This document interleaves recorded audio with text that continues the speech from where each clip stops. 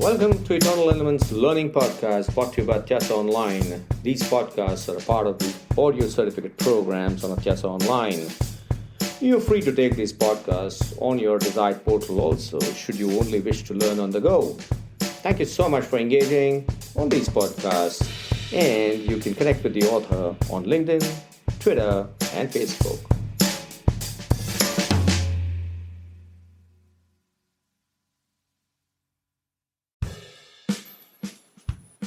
Hi, welcome to Eternal Elements, brought to you by Atyasa Online. This is Niket Karajagi talking to you about the internal assessment of the organization. It's also called the internal analysis of the organization. Why is it important? It's important primarily because we're operating in an environment, and in order to grow with the given parameters of the environment, it's important that we do our own internal assessments. The internal analysis of the organization is a critical element of strategy formulation, and therefore, what is important is that we use certain tools. And what are those tools that are most famously and popularly used by managers? The fundamental tool used by managers, irrespective of which country you come from, is SWOT. As a business coach, I have seen almost all managers talking to me about their faith and their trust in SWOT. So what is a SWOT? S stands for strength, W stands for weakness, O stands for opportunity, and T stands for threat. So it's an acronym. SWOT is an acronym.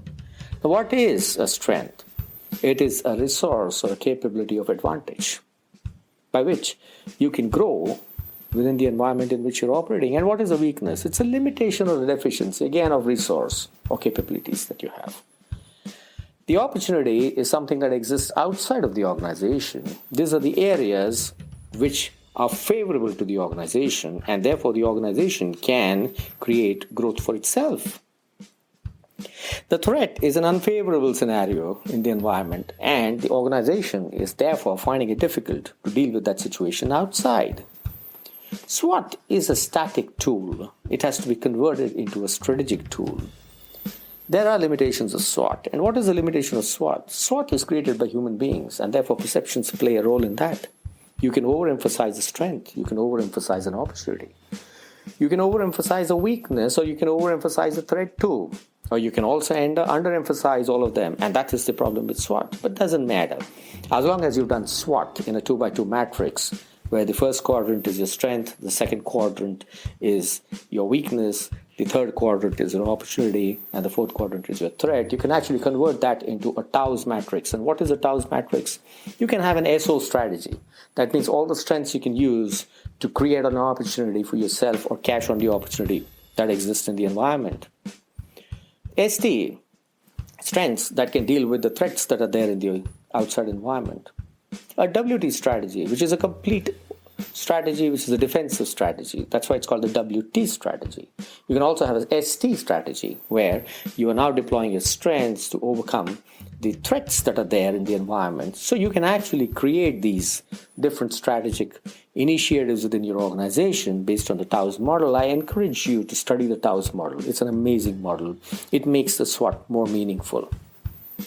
The second way of doing internal analysis of the organization, something that I love, is the value chain analysis. The value chain analysis comes to us from the Harvard Business School, and it is based on Michael Porter's body of work, and Michael Porter's body of work is amazing. What is a value chain? A value chain typically is the way a business is seen as chain of activities, while it transforms the input into output. So what you do is you're primarily having the primary activities, and you have the support activities, and you're listing them out. These primary activities and support activities actually create the profits or the margins for the organization. The primary activities are your inbound logistics, your operations, your outbound logistics, your marketing and sales, your service, and what have you. It depends on what kind of business you are in. And your support activities can be your procurement activities, research and development, systems, human resource management, general administration, finance. All these are your secondary activities. Now, what do you do in the value chain analysis? When you're talking about value chain analysis, it is an attempt to understand how we create value for our customers, and therefore each and every activity that you have within this value chain, you analyze them and see if the value is being created. If the value is being created, retain it. If the value is not being created, you can always outsource it, or you can terminate it, or you can amalgamate it in some other activity. Support activities typically are the activities of the firm that assist the firm in terms of its infrastructure and in terms of certain inputs that allow the primary activities to take place. And therefore, what is a primary activity? These are the activities of the firm involved in the physical creation of the product, and that's the differentiation between a primary and a support activity. Support activities are essential to drive the primary activities, and primary activities are essential to create the product or the service. It's your organization. You can decide how your value chain actually operates. And the value chain analysis is therefore an idea where you determine what is actually creating the value both for the customer and for the organization. I keep looking at my organization as a value chain, and I cut all the activities and I outsource them, or it's also a proposition which I use to create a lean organization. And therefore, I continuously examine the value chain within my organization. The third way you can actually do internal analysis of the firm is through resource-based view of the firm. Now, the resource-based view of the firm is a method of analyzing the firm's strategic advantages.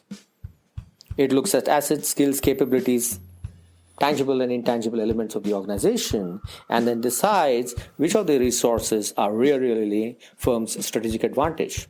And we nurture them. The more the strategic advantages that your firm has, the better your firm will do, and therefore it makes sense to really look at the environment and decide what are the other strategic advantages that we may want to create. Therefore, a resource-based view is all about creating core competence. And what is a core competence? It's a capability or skill that the firm emphasizes to excel in while doing the business and pursuing the objectives of the business. So the core competence are the capabilities that the firm emphasizes in order to achieve its objectives. There are three basic resources that every firm has. You have the tangible assets, you have the intangible assets, and you have the organizational capabilities. The tangible assets are your fixed assets. The intangible assets, which are abstract assets of the company. It could be brand, knowledge, patents, trademarks, a whole lot of things. And the organization capabilities are the people, the skill sets that the people have. And these are used by the company to transform inputs into outputs. And that's what the entire resource-based viewpoint of an organization is. You can go ahead and do your internal analysis based on this. There are certain resources that are absolutely critical to you. There are certain resources that may not be critical to you. They can be resources which can offer you competitive advantage and can be critical.